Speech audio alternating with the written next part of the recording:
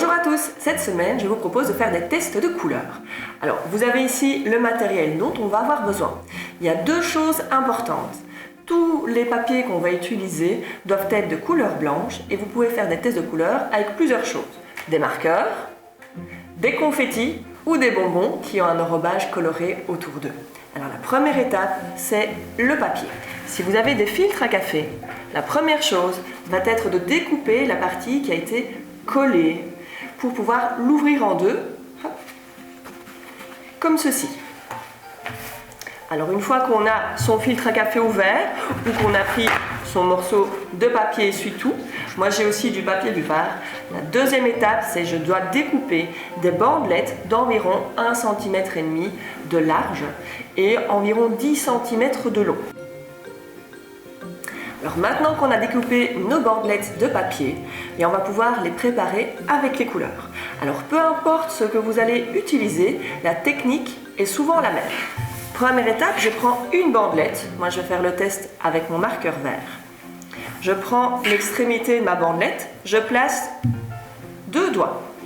Et juste après mes 2 doigts, avec le marqueur, je viens faire une bonne ligne de marqueur. Si vous travaillez avec des confettis, bien là, il suffit de coller plusieurs morceaux de confettis à nouveau à 2 doigts de l'extrémité. Avec des bonbons, on mouille le bonbon et puis on vient frotter le colorant à 2 doigts. Une fois que vos bandelettes sont prêtes, vous allez avoir besoin d'un récipient assez haut avec un fond d'eau, environ 1 cm d'eau. L'objectif, c'est que quand vous allez placer vos bandelettes dans l'eau, la marque colorée que vous avez faite doit être au-dessus du niveau d'eau. Alors, on prend ces bandelettes, marque vers le bas, on les place, on les fait glisser le long du bord, et puis pour vous aider, avec une pince à linge, on vient les fixer.